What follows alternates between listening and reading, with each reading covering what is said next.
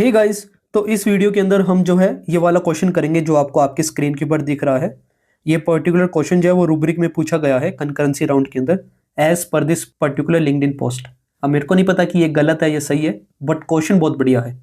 ये particular question जो है वो काफ़ी सारे कंसेप्ट को जो है कवर करता है मल्टी थ्रेडिंग के।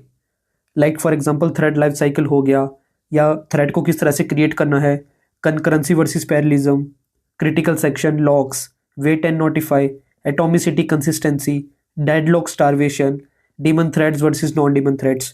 तो ये सारे कंसेप्ट्स अगर आपको पता होंगे तो ही आप ये पर्टिकुलर क्वेश्चन जो है वो ढंग से सॉल्व कर पाएंगे। एंड इस पर्टिकुलर वीडियो के अंदर हम जो है इन सारे कंसेप्ट्स को ना ही सीखेंगे बट हम इस पर्टिकुलर क्वेश्चन को इंप्लीमेंट भी करेंगे। तो ये पर्टिकुलर वीडियो जो है वो काफ़ी ज़्यादा बड़ी होने वाली है, तो आप इसके साथ एंड तक टिके रहना एंड समझने की कोशिश करना।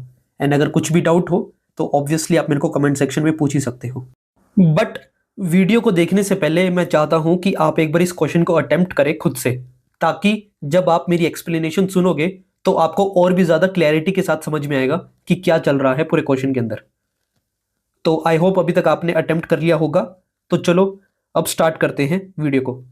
तो सबसे पहले तो हम यही समझते हैं कि क्वेश्चन में गिवन क्या है, हमें इस क्वेश्चन के अंदर क्या सॉल्व करना है। सो इन दिस क्वेश्चन हमारे पास जो है काफ़ी सारे टास्क है एंड हर एक टास्क जो है वो एक्स टाइम लेता है अपने काम को करने में। एंड हमको जो है एक ऐसा एफिशिएंट एल्गोरिथम बनाना है जिसके थ्रू हम जो है इन सारे के सारे टास्क को एफिशिएंटली रन करवा सके। बट इसके साथ ही साथ हमको कुछ कंडीशंस दे रखी है जिसको हमको ध्यान रखना है वाइल क्रिएटिंग आवर एल्गोरिथम। तो उसमें जो पहली कंडीशन है वो ये है कि अगर कोई भी टास्क अगर फटता है, उसकी एग्जीक्यूशन अगर फेल होती है, तो उस टाइम पे हमको पूरे के पूरे प्रोसेस को रोक देना है। एंड दूसरी जो है वो ये कंडीशन है कि कोई भी टास्क जब ही रन हो पाएगा जब उसके जो पेरेंट टास्क है वो एग्जीक्यूट हो चुके हैं। तो अगर मैं फॉर एग्जांपल एक एग्जांपल ले लेता हूं, लेट्स से फॉर एग्जांपल ये ए टास्क है, ये बी टास्क है, एंड ये सी टास्क है, ये डी है, एंड ये ई है। तो यहां पे सबसे पहले हमको ए बी को एग्जीक्यूट करवाना पड़ेगा। जब ए बी एग्जीक्यूट हो जाएंगे तब जाके मैं सी को एग्जीक्यूट करवा सकता हूं। जब सी एग्जीक्यूट हो जाएगा तब जाके ही मैं डी एंड ई को एग्जीक्यूट करवा सकता हूं। तो ये कंडीशंस जो है वो हमको दे रखी है।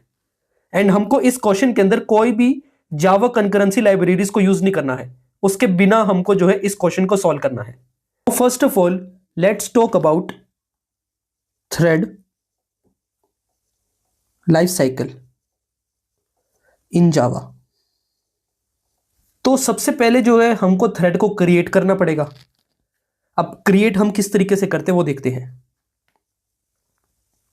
तो थ्रेड जो है हम जैसे कोई भी हम ऑब्जेक्ट जब क्रिएट करते हैं उसी तरीके से हमको जो है थ्रेड को क्रिएट करना पड़ता है।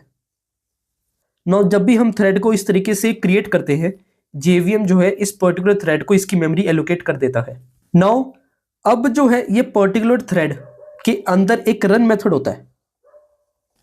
जो ये रन मेथड है इसके अंदर जो भी कोड लिखा होता है वो ही हम इस पर्टिकुलर थ्रेड में एग्जीक्यूट करवाते हैं। मान लो एक फंक्शन लिखा हुआ है जिसके अंदर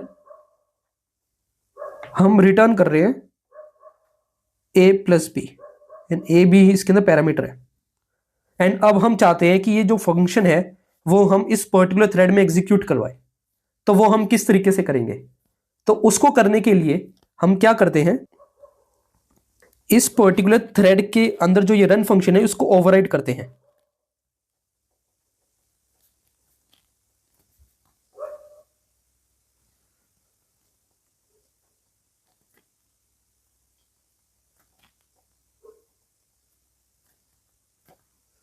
that function A comma B, and ये जो है पर्टिकुलर फंक्शन जो है वो ओवरराइड फंक्शन है। जैसे ही हमने रन फंक्शन के अंदर इस पर्टिकुलर फंक्शन को कॉल किया, अब जो है ये थ्रेड जो है जब भी एग्जीक्यूट होएगा वो इस पर्टिकुलर फंक्शन को ही कॉल करेगा। बट अभी भी थ्रेड जो है वो सिर्फ अभी क्रिएटेड स्टेट में, न्यू स्टेट में है। अभी भी ये पर्टिकुलर थ्रेड जो है वो सीपीयू के द्वारा एग्जीक्यूट नहीं हो सकता। सीपीयू जब ही इस पर्टिकुलर थ्रेड को एग्जीक्यूट करेगा जब ये पर्टिकुलर थ्रेड जो है वो रनेबल स्टेट में होगा। करंटली वो अभी न्यू स्टेट में है। अब इस पर्टिकुलर थ्रेड को रनेबल स्टेट में लेके जाने के लिए हमको जो है इस पर्टिकुलर थ्रेड के स्टार्ट फंक्शन को कॉल करना पड़ेगा, जो कि इनबिल्ट फंक्शन ही होता है। तो हम क्या बोलेंगे, टी डॉट स्टार्ट। अब ऐसा करने से थ्रेड जो है वो रनेबल स्टेट में आ चुका है। अब जो है सीपीयू जो है इस पर्टिकुलर थ्रेड को पिक करके ये पर्टिकुलर थ्रेड के रन फंक्शन को एग्जीक्यूट करेगा। नाउ अब आपको पता ही है कि कभी कभार ऐसी सिचुएशन आ जाती है जब हमको कुछ थ्रेड्स को किसी एक ऐसे स्टेट में लेके जाना पड़ता है ताकि सीपीयू जो है वो उन थ्रेड्स को पिक ना कर सके। अभी तो क्या है कि जितने भी आप थ्रेड्स क्रिएट करोगे एंड उनके स्टार्ट फंक्शन को कॉल करोगे तो वो सबके सब जो है रनेबल स्टेट में चले जाएंगे। अब मान लो यहाँ पे 4 थ्रेड हैं जो कि रनेबल स्टेट में है। अब सीपीयू जो है अपने कोड्स की एंड प्रोसेसिंग एंड जो भी लॉजिक लिखा है वहां पे शेड्यूलिंग का, उसके हिसाब से थ्रेड्स को पिक करेगा और एग्जीक्यूशन स्टार्ट कर देगा। बट अभी आप चाहते हो कि T2 एंड T4 जो है वो एग्जीक्यूट ना होए किसी कारण की वजह से, तो उसको करने के लिए आप क्या चाहोगे कि T2 एंड T4 जो है वो किसी दूसरे स्टेट में चले जाए एंड जब मैं उनको कॉल करूं तब जाके ही वो रनेबल स्टेट में आए, तब तक वो वहीं पे पड़े रहे। तो वो जो पर्टिकुलर स्टेट्स होती है वो हमारे पास 3 होती है। एक होती है ब्लॉक्ड स्टेट, एक होती है वेटिंग स्टेट, एक होती है timed waiting state.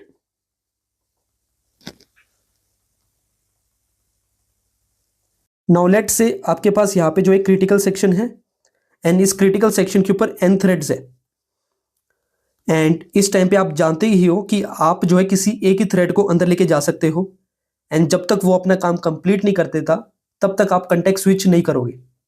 Now in सारी चीजों को मैनेज करने के लिए आप जो है सिर्फ और सिर्फ सीपीयू के ऊपर रिलाई नहीं कर सकते हो, क्योंकि सीपीयू तो कभी भी कंटेक्स्ट स्विच कर देगा। तो इस टाइम पे आप क्या करोगे, हम क्या कर सकते हैं कि n थ्रेड्स यहां पे है, क्रिटिकल सेक्शन के काम को एग्जीक्यूट करने से पहले हम क्या बोलेंगे कि हम जो है n-1 थ्रेड्स को किसी एक ऐसी स्टेट में भेज देंगे जो कि रनेबल नहीं है। अब इससे क्या फायदा होएगा, इससे फायदा यह होएगा कि सीपीयू के पास अभी रनेबल में सिर्फ एक ही थ्रेड बचेगा। अब अगर एक ही थ्रेड बचेगा तो सीपीयू जो है उसी को ही पिक करेगा। अब अगर वो उसी को ही पिक करेगा तो उस टाइम पे एक ही थ्रेड जो है क्रिटिकल सेक्शन के अंदर जाएगा एंड जब वो एक थ्रेड अंदर जाएगा उस टाइम पे अगर कंटेक्स्ट स्विच भी हुआ तो सीपीयू जो दोबारा से उसी थ्रेड को लेके आएगा। तो हमको जो है शेयर्ड रिसोर्सेज के अंदर कुछ मिसलीडिंग डाटा आएगा, वो वाली प्रॉब्लम भी नहीं आएगी। एंड जैसे ही वो वाला थ्रेड जो है बाहर आएगा क्रिटिकल सेक्शन के, उस टाइम पे आप इस n-1 थ्रेड्स को दोबारा से रनेबल में लेके चले जाओगे एंड फिर दोबारा से आप जो है किसी एक थ्रेड को पिक करोगे, बाकी के n-2 जो थ्रेड्स बचे हैं उनको जो है दोबारा से इस वाली स्टेट में लेके चले जाओगे जो कि रनेबल नहीं है एंड सेम प्रोसेस रिपीट होएगा। तो इस तरीके से जो है आप क्रिटिकल सेक्शन के कोड को हैंडल करते हो। नाउ जो ये स्टेट है ये basically blocked waiting and time waiting है। यहां पे आप जो है अलग अलग प्रोसेस के थ्रू जो है इन पर्टिकुलर स्टेट्स में जाते हो, सबका अलग अलग तरीका है जाने का। बट यहाँ पे जो वेटिंग एंड टाइम वेटिंग है वो तो बेसिकली सेम से ही है। तो जैसे ही वो टाइम कंप्लीट होएगा तो वो थ्रेड जो दोबारा से रनेबल स्टेट में चले जाएगा अपने आप। बट जो ये ब्लॉक्ड एंड वेटिंग है ये बेसिकली काफी ज्यादा इंपॉर्टेंट है, इसको हम जो है इन डिटेल पढ़ेंगे अब। नाउ अब जो है थोड़ा ब्लॉक्ड एंड वेटिंग के बारे में पढ़ते हैं कि किस तरीके से एक थ्रेड जो है रनेबल से ब्लॉक या रनेबल से वेटिंग में जाता है। तो इसको पढ़ने से पहले सबसे पहले आपको यह पता होना चाहिए कि जावा के पास 2 टाइप के लॉक्स होते हैं। एक होते हैं इंट्रिंसिक लॉक, एक होते हैं एक्सप्लिसिट लॉक्स। जो इंट्रिंसिक लॉक्स है वो बेसिकली किसी भी एक थ्रेड को रनेबल से ब्लॉक स्टेट में लेके जाने में मदद करते हैं एंड एक्सप्लिसिट जो है वो रनेबल से वेटिंग में। अब इंट्रिंसिक के अंदर एक सिंक्रोनाइज कीवर्ड होता है जो कि बेसिकली क्रिटिकल सेक्शन के ऊपर लग जाता है कि मान लो ये आपकी लाइन सी क्रिटिकल सेक्शन की, तो आप इसके ऊपर एक सिंक्रोनाइज कीवर्ड लगाओगे एंड इस तरीके से लिख दोगे। नाउ मान लो जैसे ही यहाँ पे 4 थ्रेड्स यहाँ पे आए तो उस टाइम पे कोई एक ही थ्रेड जो है वो इस इंट्रिंसिक लॉक को एक्वायर करेगा, बाकी के सारे जो है वो ब्लॉक स्टेट में चले जाएंगे। यहाँ पे जो ये इंट्रिंसिक लॉक है वो हर एक जावा ऑब्जेक्ट में प्रेजेंट होता है, जिस वजह से यहाँ पे जो जेवीएम है वो बेसिकली यूज होता है to acquire a lock and to release a lock. But explicit के अंदर क्या होता है कि आपके पास 4 टाइप्स के लॉक्स होते हैं। एक होते हैं रीएंट्रेंट लॉक, एक होते हैं रीड राइट लॉक, एक होता है स्टैम्प्ड लॉक, एक होता है सीमाफोर। ये सारे के सारे लॉक्स जो है वो बेसिकली इनबिल्ट जो है प्रेजेंट नहीं होते जावा ऑब्जेक्ट्स के अंदर। यहाँ पे आपको खुद का कोड लिखना पड़ता है, यूजर कोड लिखना पड़ता है to acquire also and to release also. यहाँ पे जेवीएम का कोई भी इन्वॉल्वमेंट नहीं होता है। यहाँ पे आपको खुद से ही लॉक करना पड़ेगा एंड खुद से ही आपको रिलीज भी करना पड़ेगा। बट यहाँ पे क्या है कि सिंक्रोनाइज ब्लॉक के बाहर जाते ही जेवीएम जो है ऑटोमेटिकली इंट्रिंसिक लॉक रिलीज कर देता है एंड जिससे बाकी के जो थ्रेड्स हैं वो दोबारा से रनेबल स्टेट में चले जाते हैं। बट एक्सप्लिसिट के अंदर खुद से आपको काम करना पड़ता है एंड जो ये इंट्रिंसिक लॉक है इसको हम मॉनिटर लॉक भी बोलते हैं। तो अब जो है मैं आपको थोड़ा इंट्रिंसिक के बारे में थोड़ा और बताना चाहता हूं। जब भी आप इंट्रिंसिक लॉक एक्वायर करते हो, लेट्स से फॉर एग्जांपल मैं आपको एक केस देता हूं कि यहाँ पे मान लो सिंक्रोनाइज कीवर्ड आपने लिखा हुआ है एंड इसके अंदर एक थ्रेड अंदर गया जिसने जो है इंट्रिंसिक लॉक को एक्वायर किया था। बाकी के जो थ्रेड्स है वो बेसिकली ब्लॉक स्टेट में चले गए हैं। तो इस टाइम पे जो है आप जो है इस पर्टिकुलर थ्रेड को जो इसके अंदर गया था इसको आप जो है वेटिंग स्टेट में भी भेज सकते हो। उसको करने के लिए जावा के अंदर दो कीवर्ड्स होते हैं, वेट एंड नोटिफाई ऑल। तो जैसे ही आप इस सिंक्रोनाइज के अंदर इस वेट को कॉल करोगे तो उससे क्या होएगा कि जो ये थ्रेड है जिसने इंट्रिंसिक लॉक को एक्वायर किया था वो बेसिकली उस पर्टिकुलर लॉक को रिलीज कर देगा एंड वो वेटिंग स्टेट में चले जाएगा। एंड क्योंकि इसने जो है इसको रिलीज कर दिया इस इंट्रिंसिक लॉक को, जिससे ये वाले थ्रेड्स जो है वो बेसिकली दोबारा से रनेबल में आ जाएंगे। तो आप सिंक्रोनाइज के अंदर ही जो है वेट एंड नोटिफाई को कॉल कर सकते हो, ये बात ध्यान रखना। क्योंकि वेट एंड नोटिफाई सिर्फ उन पे लग सकता है जिसने इंट्रिंसिक लॉक को एक्वायर कर लिया हो। नाउ वन मोर थिंग, मान लो हमारे पास यहाँ पे क्लास है पब्लिक क्लास ए एंड इसके अंदर एक फंक्शन है एंड इसके आगे आपने जो है सिंक्रोनाइज कीवर्ड को लिखा हुआ है। तो यहां पे जब हम ए का ऑब्जेक्ट बनाते हैं ना तो उसके अंदर जो है इंट्रिंसिक लॉक प्रेजेंट होता है एंड यहां पे जो थ्रेड आ रहे हैं to use this particular function वो बेसिकली इस ए ऑब्जेक्ट के इंट्रिंसिक लॉक को एक्वायर एंड रिलीज करते हैं थ्रू जेवीएम। तो जो ये लॉक्स है, जो ये इंट्रिंसिक लॉक्स है, ये ऑब्जेक्ट्स का पार्ट है। थ्रेड्स जो है इन ऑब्जेक्ट्स के लॉक्स को यूज करते हैं। कभी भी जो लॉक है वो थ्रेड का पार्ट नहीं होता है। एंड साथ ही साथ जो एक्सप्लिसिट लॉक्स हैं ये तो जावा ऑब्जेक्ट्स का भी पार्ट नहीं होते हैं। एंड इस केस के अंदर आप जो है इन लॉक्स को क्रिएट करने का कोड, इन लॉक्स को एक्वायर करने का कोड, इन लॉक्स को रिलीज करने का कोड, ये सारा का सारा आप खुद से लिखते हो। यहाँ पे जेवीएम की कोई भी इन्वॉल्वमेंट नहीं होती है। मतलब बट वैसे तो होती है to move a thread from one state to another, but जब आप कोड लिख रहे होते हो तो वहां पे आपको एक्सप्लिसिटली मेंशन करना पड़ता है for creating a lock, to acquire a lock and to release a lock in the case of explicit locks. So guys अब जो है हम कोड पार्ट के बारे में पढ़ते हैं कि इस पर्टिकुलर प्रॉब्लम को हम किस तरह से कोड करेंगे। तो सबसे पहले तो हम जो है टास्क बना लेते हैं, हमारा टास्क की एक एंटिटी बना लेते हैं। तो सबसे पहले तो यहाँ पे हमारे पास एक होगी टास्क आईडी। इसके बाद हमारे पास होगा कि कितने इसके पेरेंट्स हैं एंड उसके बाद होगा कि इसके कितने चाइल्ड्स हैं। थोड़ा सा इसको बड़ा कर लेता हूँ।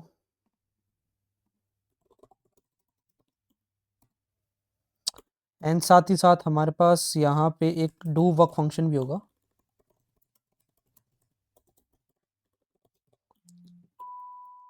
जो कि बेसिकली हम कॉल करेंगे whenever we try to execute this particular task, right? Now इस पर्टिकुलर प्रॉब्लम को अगर आप समझोगे तो लेट्स से फॉर एग्जांपल हमारे पास क्योंकि लिमिटेड नंबर ऑफ थ्रेड्स ही होते हैं एक बारी में, क्योंकि ऐसा तो है नहीं कि हम अनलिमिटेड नंबर ऑफ थ्रेड्स तो एग्जीक्यूट करवा नहीं सकते एक साथ, क्योंकि रिसोर्सेज के कंस्ट्रेंट तो हमेशा होते ही हैं। तो इसकी वजह से हमारे पास हमेशा जो है लिमिटेड नंबर ऑफ थ्रेड्स होंगे ना। क्योंकि लिमिटेड नंबर ऑफ थ्रेड्स होंगे तो हम जो है लिमिटेड नंबर ऑफ टास्क को ही एक साथ पिक कर सकते हैं। एंड प्रॉब्लम की सिचुएशन इस तरीके की है कि हमारे पास for example hundreds of task जो है अवेलेबल है to get executed, but number of threads जो है वो हमारे पास मान लो 2 ही है। तो हम एक ही बारी में तो 2 ही टास्क को उठा पाएंगे। बाकी के टास्क का क्या होगा, उन सबको हमको कहीं ना कहीं पे तो स्टोर करना पड़ेगा ताकि हम जो है उनको बाद में पिक कर सके। तो उस पर्टिकुलर स्टोरेज के लिए हमको कोई एक डाटा स्ट्रक्चर बनाना पड़ेगा। तो सबसे बेस्ट जो है इस पर्टिकुलर सिनेरियो में वो है क्यू, क्योंकि क्यू जो है फीफो सपोर्ट करता है। क्योंकि फर्स्ट इन फर्स्ट आउट है, तो जो सबसे पहले अंदर जाएगा वही सबसे पहले बाहर आएगा। अगर आप इस पर्टिकुलर प्रॉब्लम को और थोड़ा ध्यान से देखोगे, क्योंकि हमारे पास मल्टी थ्रेडिंग सिस्टम है, तो हम सिंपल क्यू का इस्तेमाल नहीं कर सकते हैं। हमको जो है एक थ्रेड सेफ क्यू का इस्तेमाल करना पड़ेगा। अब ऐसा क्यों? Let's say for example Q के अंदर हमको 2 ऑपरेशन चाहिए। एक है कि हम जो है उस पर्टिकुलर क्यू में टास्क को पुट कर सके। दूसरा ऑपरेशन ये है कि हम जो है उसका एक टास्क को निकाल सके एंड उसको जो है क्यू से रिमूव कर दे, ताकि हम उस पर्टिकुलर टास्क जो हमने निकाला है उसको एग्जीक्यूट कर पाए, राइट? नाउ इस सिचुएशन में क्या दिक्कत आ सकती है अगर हम सिंपल क्यू का इस्तेमाल करेंगे, कि अगर 2 थ्रेड एक साथ क्यू को इस्तेमाल करेंगे तो हमारा जो डाटा है वो इनकंसिस्टेंट स्टेट में जा सकता है। लेट्स से फॉर एग्जांपल दोनों थ्रेड जो है वो क्यू के अंदर पुट करना चाहते हैं। नाउ दोनों की रिक्वेस्ट जो है सेम टाइम पे आई। नाउ क्योंकि क्यू जो है वो एज अ शेयर्ड रिसोर्स है बिटवीन बोथ द थ्रेड्स, तो यहाँ पे जो है क्रिटिकल सेक्शन का कोड बन जाता है, जिसकी वजह से एक ही थ्रेड जो है बेसिकली उस पर्टिकुलर क्यू के अंदर टास्क को पुट कर पाएगा, एंड दूसरा थ्रेड जो बेसिकली टास्क पुट करना चाहता था क्यू के अंदर, वो बेसिकली पुट नहीं हो पाएगा। तो इस वजह से जो है हमको ना सिस्टम को थ्रेड सेफ बनाना पड़ेगा, ताकि हम जो है रिक्वेस्ट को जो कि पैरेलल आ रही है उन सबको सिंक्रोनसली एग्जीक्यूट करवा सके, क्योंकि क्यू जो है इस केस के अंदर शेयर्ड रिसोर्स है। तो हम जो है यहाँ पे एक ब्लॉकिंग क्यू बनाएंगे। मैं आपको बताना चाहता हूं कि जावा के अंदर एक ऑलरेडी ब्लॉकिंग क्यू होता है जो कि थ्रेड सेफ होता है, बट क्योंकि क्वेश्चन के अंदर दे रखा था कि हमको कोई भी डाटा स्ट्रक्चर को इस्तेमाल नहीं करना है, कोई भी जावा की कंकरेंसी लाइब्रेरीज को इस्तेमाल नहीं करना है, तो इसकी वजह से हम यहाँ पे खुद का ब्लॉकिंग क्यू बनाएंगे। नाउ इस ब्लॉकिंग क्यू के अंदर सबसे पहले तो हम क्यू ही डिफाइन कर देते हैं।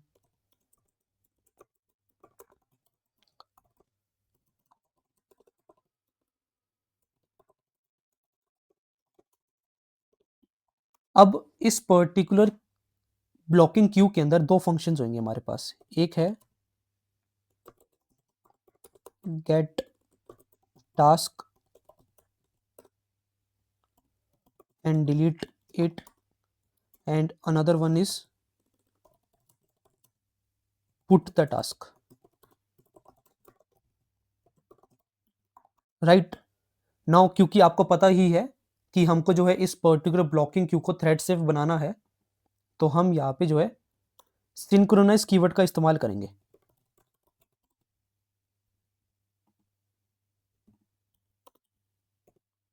सिंक्रोनाइज इस वजह से क्योंकि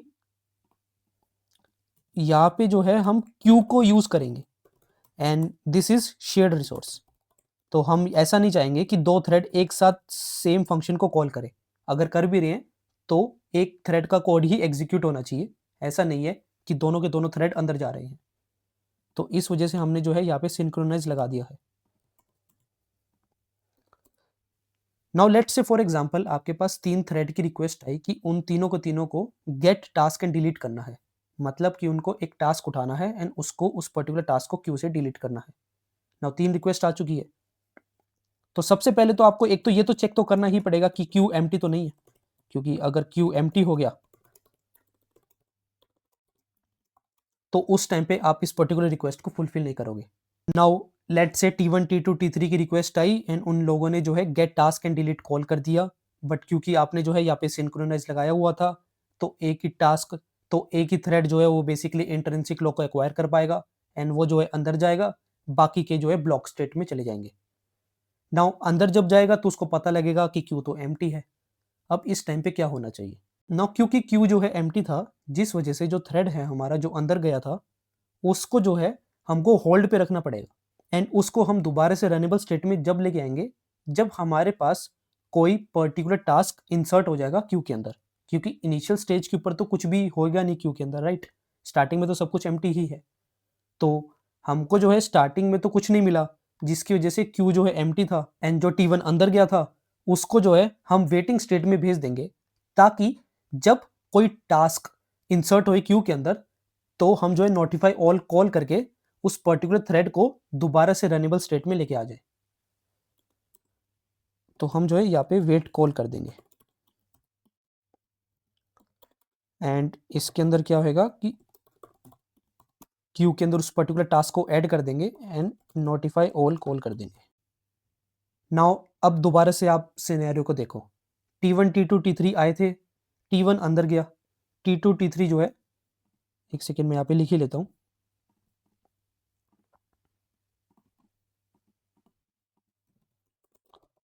रनेबल ब्लॉक्ड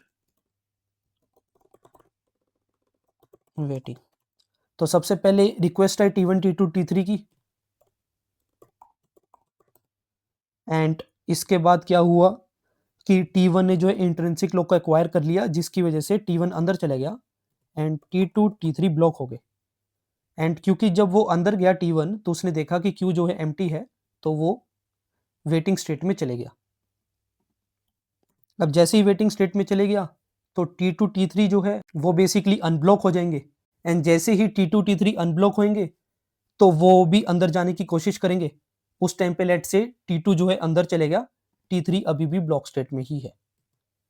एंड अब क्या होएगा कि T2 को दिखेगा कि Q जो है एम्प्टी है अभी भी, तो वो भी वेटिंग स्टेट में चले जाएगा, एंड ऐसे T3 भी वेटिंग स्टेट में चले जाएगा। Now let's say put task की कॉल हुई, किसी फोर्थ थ्रेड ने करी, एंड उसने जो है टास्क जो है क्यू के अंदर डाल दिया, एंड इसने नोटिफाई ऑल कॉल कर दिया, जिससे क्या होगा T1 T2 T3 रनेबल में चले जाएंगे। बट रनेबल में जाने के बाद क्या होगा कि T1 T2 T3 अब यहाँ पे आ चुके हैं, एंड ये ब्लॉक जो है अभी भी सिंक्रोनाइज के अंदर है, जिसकी वजह से इन तीनों में से कोई एक जो है वो इंट्रिंसिक लॉक दोबारा से एक्वायर कर लेगा, एंड T2 T3 जो है दोबारा से ब्लॉक स्टेट में चले जाएंगे। ठीक है, अब लेट से हमने जो है उस पर्टिकुलर टास्क को निकाल के भेज दिया। अब उसका कोड जो होता है वो होता है q.poll। पॉल फंक्शन जो है वो बेसिकली यही काम करता है, क्यू से डाटा को हटा देता है एंड उसको रिटर्न भी कर देता है। ठीक है, अब T1 तो यहाँ पे आ गया था एंड उसने एग्जीक्यूट कर दी कमांड को, बट T2 T3 जो है वो ब्लॉक स्टेट में चले गए। अब सिचुएशन ये हो चुकी है, अब T1 जैसे ही खत्म होएगा तो उस टाइम पे T1 जो है इंट्रिंसिक लॉक को हटा देगा, जिससे क्या होएगा T2 T3 दोबारा से रनेबल स्टेट में चले जाएंगे। T1 तो अब हमारा हट चुका है, T2 T3 जो है रनेबल में जा चुके हैं, एंड इस टाइम पे दोबारा से कोई एक ही जो है वो बेसिकली इंट्रिंसिक लॉक को एक्वायर कर पाएगा, एंड जिसकी वजह से लेट से T2 जो है रनेबल में रहा एंड T3 जो है ब्लॉक हो गया। अब उससे क्या होएगा कि T2 अब आया तो T2 यहाँ पे जाएगा और हमको जो है नल पॉइंटर एक्सेप्शन मिल जाएगा, क्योंकि Q तो जो है एम्प्टी थी। तो इस वजह से हमको यहाँ पे इफ नहीं लगाना होगा, यहाँ पे वाइल लगाना होगा, ताकि क्या हो T2 आए इधर एंड दोबारा से वो वाइल स्टेटमेंट में जाए, एंड वो दोबारा से उस टाइम पे चेक करे कि क्यू एम्प्टी है कि नहीं है।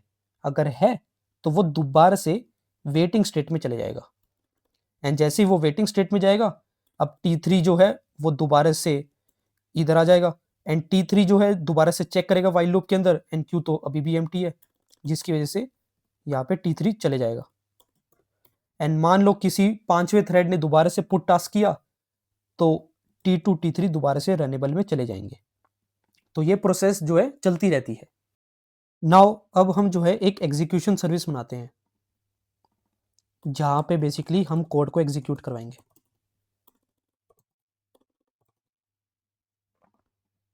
नाउ इस एग्जीक्यूशन सर्विस में सबसे पहले तो हमको ब्लॉकिंग क्यू चाहिए,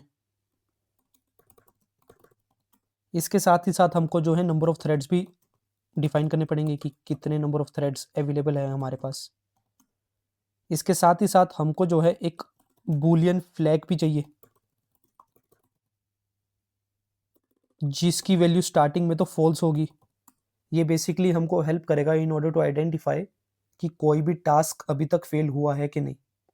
अगर मान लो सारे के सारे टास्क सही चलते रहे तो स्टॉप जो है हमेशा फॉल्स ही रहेगा, बट हमको जैसे ही पता लगेगा कि कोई भी टास्क फट गया है तो हम जो है स्टॉप इक्वल टू ट्रू कर देंगे, एंड फिर हम इस वेरिएबल को यूज करेंगे in order to terminate the whole execution. Now क्योंकि हमारे पास लिमिटेड नंबर ऑफ थ्रेड्स ही हैं, एंड हमको जो है उन थ्रेड्स को हैंडल भी इफेक्टिवली करना है, जिसके लिए हम जो है उन थ्रेड्स को स्टोर करके रखेंगे एक लिस्ट के अंदर।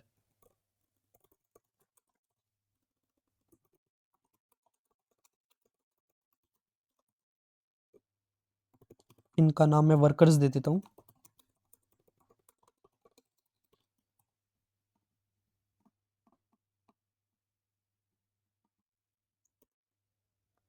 अब इसका जो कंस्ट्रक्टर होएगा उसके अंदर जो है हम बेसिकली इन सारी चीज़ों को डिफाइन करेंगे। अब इस पर्टिकुलर एग्जीक्यूशन सर्विस में दो फंक्शन होंगे, एक है पब्लिश का एंड एक है कंज्यूम का। पब्लिश के अंदर हम जो है एक टास्क को पास करेंगे, राइट। अब इस एग्जीक्यूशन सर्विस के कंस्ट्रक्टर के अंदर लेट से हमने जो है नंबर ऑफ थ्रेड्स पास कर दिए थे, तो अब इससे क्या होएगा, हम इसकी वैल्यू जो है इसके बराबर कर देंगे, क्यू को इनिशियलाइज कर देंगे एंड साथ ही साथ हम जो है लेट से नंबर ऑफ थ्रेड्स 4 थे, तो हम 4 थ्रेड क्रिएट करेंगे, 4 थ्रेड ऑब्जेक्ट क्रिएट करेंगे एंड उनको वर्कर्स के अंदर पुश कर देंगे।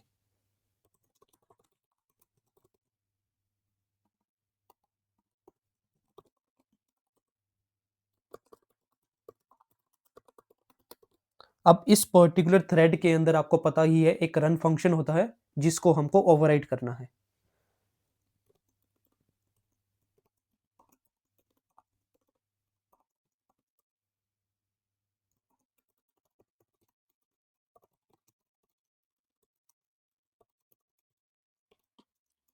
नाउ इस रन फंक्शन के अंदर बेसिकली हमको जो है इस कंज्यूम को कॉल करना है।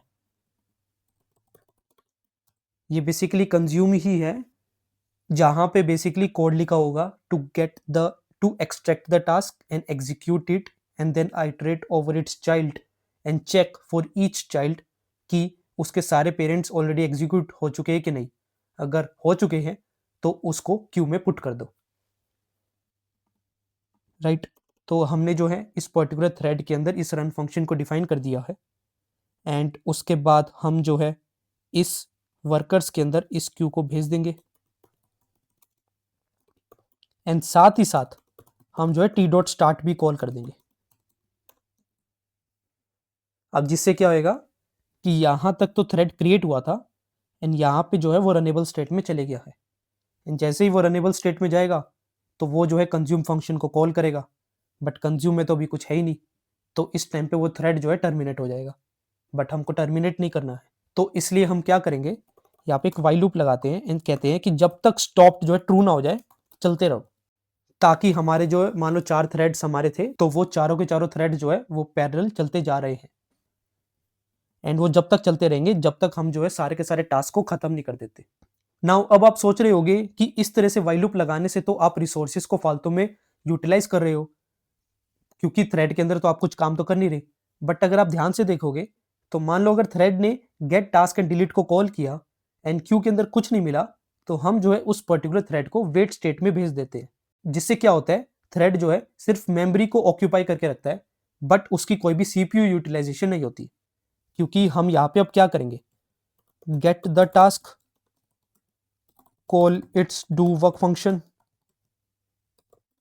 Iterate over its child, right. तो अब इसके कोड को लिखते हैं।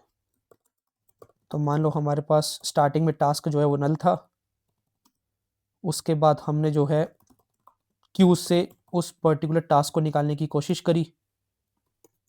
अगर कोशिश नाकामयाब रहती है क्योंकि क्यू के अंदर कुछ भी डाटा नहीं था, तो वो जो है वेटिंग स्टेट में चले जाएगा थ्रेड। बट अगर कोई टास्क मिल जाता है तो हम जो है आगे बढ़ जाएंगे। इसके अंदर एक चेक लगा देते हैं कि if task is equals to null, थोड़ा रोबस्ट सॉल्यूशन बनाने के लिए, राइट। अब जो है हमको टास्क का डू वर्क फंक्शन कॉल करना है।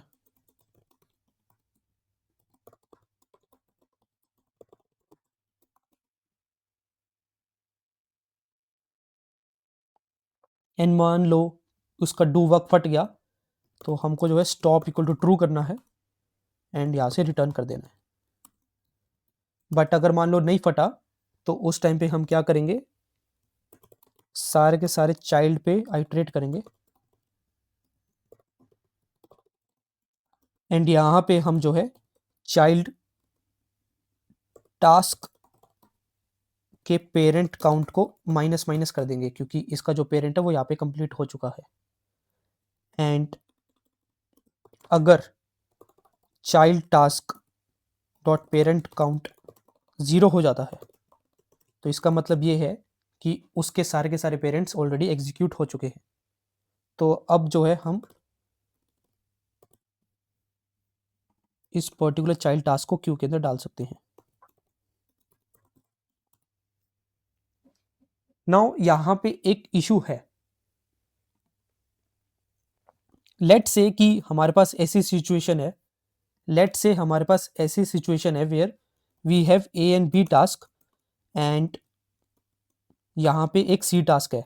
नो सी का जो पेरेंट है वो ए एंड बी दोनों है एंड ए एंड बी के कोई भी पेरेंट्स नहीं है, जिसका मतलब ये है कि A and B parallel execute हो रहे होंगे। एंड लेट से दोनों के दोनों पैरेलल एग्जीक्यूट होए, डू वर्क उन्होंने अपना कॉल कर दिया एंड उसके बाद जो है ये इस पर्टिकुलर लाइन पे आ चुके हैं। नो क्योंकि ए एंड बी दोनों का सेम ही चाइल्ड है, तो हम जो है सेम टाइम के ऊपर ही ये सारे ऑपरेशंस को परफॉर्म कर रहे होंगे। ना क्योंकि चाइल्ड टास्क जो है वो बेसिकली शेयर्ड रिसोर्स हो चुका है for A and B both, तो हमको जो है यहाँ पे सिंक्रोनाइज कीवर्ड लगाना पड़ेगा ताकि एक ही पेरेंट टास्क जो है वो अपने चाइल्ड टास्क को कॉल कर सके। तो हम जो है यहाँ पे सिंक्रोनाइज लगा देंगे। अब इससे क्या होएगा कि कोई एक ही थ्रेड जो है वो अंदर जाएगा, कि लेट से ए वाला थ्रेड अंदर गया एंड उसने जो है अपने child task dot parent count को माइनस माइनस किया and if child task dot parent count 0 हो गया तो उसने क्यू के अंदर पुट कर दिया। नाउ यहाँ पे पब्लिश का कोड भी लिख देते हैं। अब तो पब्लिश के अंदर हमको चेक करना होगा कि if stop equals to true तो यही से रिटर्न कर दो, बट अगर नहीं है तो क्यू में टास्क को ऐड कर दो। क्या फंक्शन का नाम था? यस। नाउ अगर आप यहाँ पे थोड़ा गौर फरमाएंगे तो जो ये स्टॉप इक्वल टू ट्रू है ना, ये सिर्फ इनफ स्टेटमेंट नहीं है।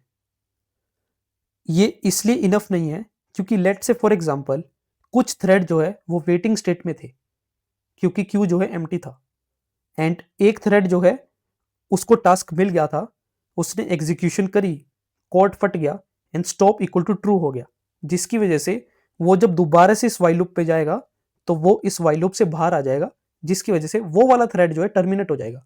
बट जो बाकी के थ्रेड है वो तो वेटिंग स्टेट में ही रहेंगे, उनको वापस लेके कौन आएगा? तो इसलिए जो है हमको जो है इस पर्टिकुलर सिचुएशन को थोड़ा क्रिटिकली हैंडल करना पड़ेगा।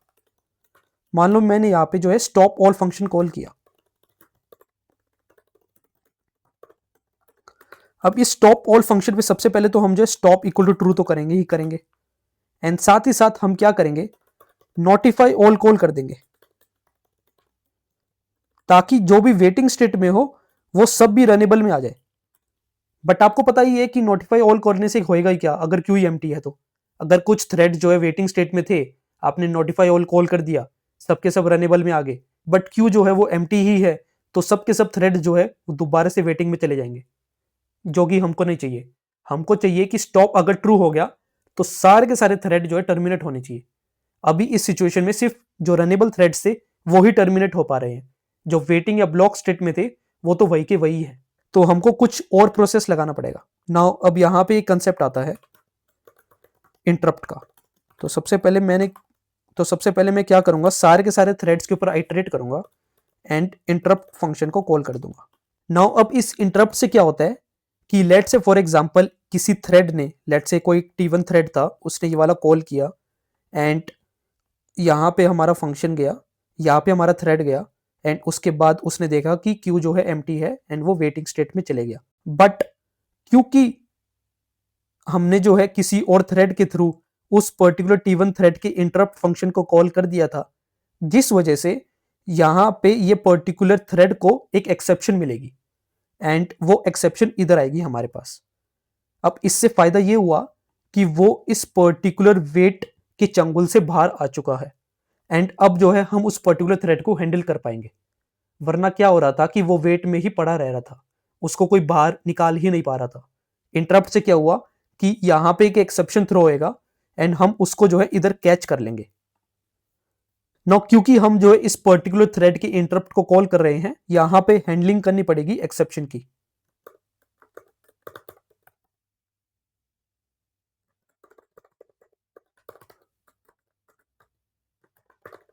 ये स्पेशल टाइप ऑफ एक्सेप्शन होता है जो कि हमको यहाँ पे डिफाइन करना पड़ेगा।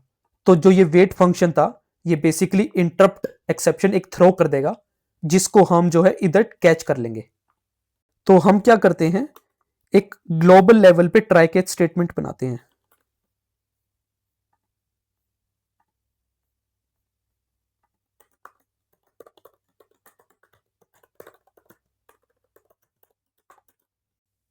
जिससे क्या होएगा कि ये कोड तो फट गया, कोड फटने की वजह से ये वाइल लूप से बाहर आ जाएगा एंड वो इस कैच स्टेटमेंट में चले जाएगा। एंड जैसे ही वो कैच स्टेटमेंट में जाएगा तो उसका जो कंज्यूम फंक्शन है वो खत्म हो जाएगा एंड वो पर्टिकुलर थ्रेड जो है वो इवेंचुअली टर्मिनेट हो जाएगा। नाउ आपके मन में एक क्वेश्चन आ सकता है कि आपने डायरेक्टली यहाँ पे टर्मिनेट फंक्शन क्यों नहीं कॉल कर दिया? क्योंकि इंटरप्ट से क्या होता है कि जो भी थ्रेड वेटिंग या टाइम वेटिंग में थे वो सब के सब एक एक्सेप्शन को थ्रो करते हैं एंड इंटरप्ट जो है वो बेसिकली रनिंग थ्रेड को कभी भी हैम्पर नहीं करता है। तो अगर कोई थ्रेड रनिंग स्टेट में है एंड उस पर्टिकुलर थ्रेड के इंटरप्ट को कॉल किया गया तो कोई भी फर्क नहीं पड़ेगा। इंटरप्ट बेसिकली एक फ्लैग ही है थ्रेड ऑब्जेक्ट के अंदर। तो अगर मान लो आपके पास 3 थ्रेड है, एक रनिंग स्टेट में है, एक वेटिंग स्टेट में है, एक टाइम वेटिंग स्टेट में है, तो जो time waiting and waiting state में है वो सब के सब एक एक्सेप्शन को थ्रो करेंगे, बट जो रनिंग में है वो रन करता रहेगा। जिसकी वजह से अगर कोई थ्रेड क्रिटिकल सेक्शन के कोड को एग्जीक्यूट कर रहा है तो इंटरप्ट से हम उसकी एग्जीक्यूशन को रोक नहीं देंगे, बट टर्मिनेट जो है वो एग्जीक्यूशन को रोक देगा। जिसकी वजह से interrupt is a better way to terminate a particular thread, क्योंकि इंटरप्ट से आप एक एक्सेप्शन को थ्रो करते हो एंड उसको केयरफुली हैंडल करने के बाद आप उस पर्टिकुलर थ्रेड के रन फंक्शन को खत्म कर देते हो, जिससे इवेंचुअली थ्रेड जो है टर्मिनेट हो ही जाएगा ना। वैसे यहाँ पे ट्राई कैच लगाने की बजाय हम क्या कर सकते हैं,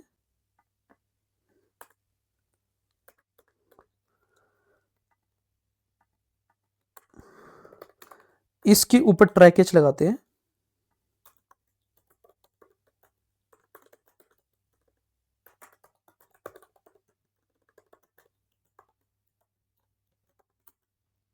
एंड अब क्या होएगा कि ये तो कोड फट गया जिसकी वजह से यहाँ पे एक्सेप्शन आ गया एंड क्योंकि टास्क जो है नल था तो हमने जो है कंटिन्यू कर दिया।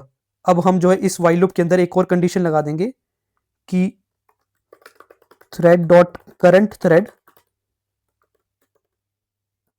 जो है वो इंटरप्टेड नहीं होना चाहिए। अगर इंटरप्टेड है तो वाइल लूप से बाहर आ जाओ।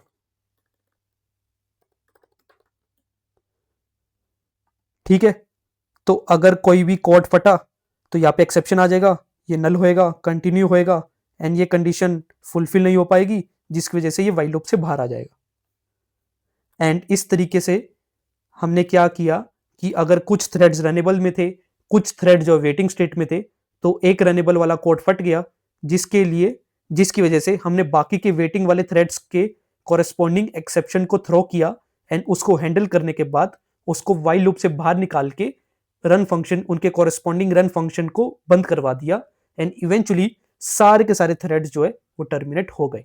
कुछ थ्रेड जो है इंटरप्ट के थ्रू टर्मिनेट हुए, कुछ थ्रेड जो है स्टॉप्ड इक्वल टू ट्रू के थ्रू टर्मिनेट हुए, बट सबकी टर्मिनेशन की जो स्ट्रेटजी है वो सेम ही है कि हमने उनके रन फंक्शन को खत्म कर दिया। तो ये बेसिकली कोड होएगा हमारा in order to solve this particular problem. अगर आप इस पर्टिकुलर प्रॉब्लम को काफी इन डेप्थ समझ लोगे तो कोई भी क्वेश्चन आप आसानी से कर सकते हो। आपको ना तो एक्सप्लिसिट लॉक्स को पढ़ने की जरूरत पड़ेगी, मोस्ट ऑफ द प्रॉब्लम्स आप इसी सेम टेक्निक्स के थ्रू सॉल्व कर पाओगे। यहां पे आपको ध्यान रखना है कि थ्रेड की स्टेजेस क्या क्या होती है, कि सबसे पहले वो न्यू होता है, रनेबल में जाता है, रनेबल से जो है वो waiting, blocked and time waiting में जा सकता है एंड वो टर्मिनेट हो सकता है। टर्मिनेट करने के लिए आप जो इंटरप्ट को यूज करते हो, क्योंकि डायरेक्ट टर्मिनेट करोगे तो डाटा इनकंसिस्टेंसी आ सकती है, क्योंकि अगर कोई थ्रेड जो है वो क्रिटिकल सेक्शन के अंदर कुछ काम कर रहा है एंड एकदम से आपने टर्मिनेट कर दिया तो कोड जो है वहीं पे बंद हो जाएगा एंड आपका जो डाटा है वो पार्शियल स्टेट में स्टोर हो जाएगा, जिसकी वजह से डाटा इनकंसिस्टेंसी आ सकती है। एंड साथ ही साथ आपने जो है यहाँ पे वेट एंड नोटिफाई को भी समझा कि किस तरीके से वो एक दूसरे के साथ काम करते हैं। आपने ये भी समझा कि आप किसी भी थ्रेड को वेट में कैसे भेज सकते हो, ब्लॉक में कैसे भेज सकते हो। आपने ये भी समझा कि इंट्रिंसिक लॉक क्या होते हैं, एक्सप्लिसिट लॉक्स क्या होते हैं। आपने ये भी समझा कि सिंक्रोनाइज कीवर्ड का क्या काम है, आपने ये भी समझा कि जेवीएम किस तरह से मदद करता है इंट्रिंसिक लॉक वाले केस के अंदर। नाउ वन मोर कंसेप्ट जो मैं आपको बताना चाहता हूं इधर, जो कि है boolean stop equal to false के बारे में। नाउ जनरली क्या होता है, क्योंकि स्टॉप्ड जो है वो बेसिकली शेयर्ड रिसोर्स है, जिसकी वजह से सारे के सारे थ्रेड जो है वो बेसिकली इस particular stopped equal to false को एक्सेस कर सकते हैं। बट वाइल एक्सेसिंग समटाइम्स क्या होता है कि थ्रेड जो है वो अपने कैशे में स्टोर करके रख लेते हैं स्टॉप की वैल्यू, ताकि उसको जो है मेन लोकेशन से डाटा को बार बार लाना ना पड़े। नाउ मान लो आपके 4 रनिंग थ्रेड्स थे। नाउ एक थ्रेड के टास्क का कोड फट गया, जिसकी वजह से आपने स्टॉप इक्वल टू ट्रू कर दिया। बट क्योंकि बाकी के जो 3 थ्रेड थे उन्होंने अपने कैशे में stop equal to false put कर रखा था, तो वो हमेशा स्टॉप इक्वल टू फॉल्स ही रीड करते रहेंगे। तो इसको सॉल्व करने के लिए हम क्या करेंगे, यहां पे एक वॉलेटाइल कीवर्ड का इस्तेमाल करेंगे। वॉलेटाइल कीवर्ड से क्या होता है, थ्रेड जो है कभी भी अपने कैशे में शेयर्ड रिसोर्सेज को स्टोर करके नहीं रखेगा, वो हमेशा मेन लोकेशन से उस पर्टिकुलर वेरिएबल को यूज करेगा। जिससे क्या होएगा कि जब भी स्टॉप इक्वल टू ट्रू हुआ तो सब के सब जो है स्टॉप इक्वल टू ट्रू ही पढ़ेंगे, वो अपने कैशे से उस पर्टिकुलर स्टॉप की वैल्यू को रीड नहीं करेंगे। तो ये बेसिकली फायदा होता है वॉलेटाइल का। तो ये भी काफी इंपॉर्टेंट कंसेप्ट है, मैं आपको बता रहा हूं। वॉलेटाइल कीवर्ड आपको आना ही चाहिए, वेट एंड नोटिफाई आपको आना ही चाहिए, सिंक्रोनाइज्ड आपको आना ही चाहिए, ब्लॉकिंग क्यू बनाना आपको आना ही चाहिए, थ्रेड को आपको किस तरह से स्टोर करके रखना है आपको आना ही चाहिए, थ्रेड को किस तरह से क्रिएट करना है, उसके रन फंक्शन के अंदर कोड को कैसे लिखना है, टी डॉट स्टार्ट का क्या मतलब है, ये सारा इन डिटेल आपको आना चाहिए। जब भी मजा आएगा प्रॉब्लम को सॉल्व करने में, एंड जब भी मजा आएगा आपको इंटरव्यू में भी, क्योंकि जब भी कोई भी इंटरव्यू ले रहा होगा एंड उसको आप इस तरीके से समझाओगे तो उसकी फट जाएगी। तो आज के लिए इतना ही, अब मिलते हैं अगली वीडियो में। एंड कोई भी डाउट्स है प्लीज आप मेरे को कमेंट सेक्शन में पूछ लेना, एंड अगर आप चाहते हो कि मैं किसी और चीज पे वीडियो बनाऊं तो आप वो भी मेरे को कमेंट सेक्शन में बता देना। एंड प्लीज आप इस चैनल को सब्सक्राइब कर लेना एंड लाइक कर देना एंड कमेंट कर देना अगर आपको वीडियो अच्छी लगे तो। Thank you, take care, bye.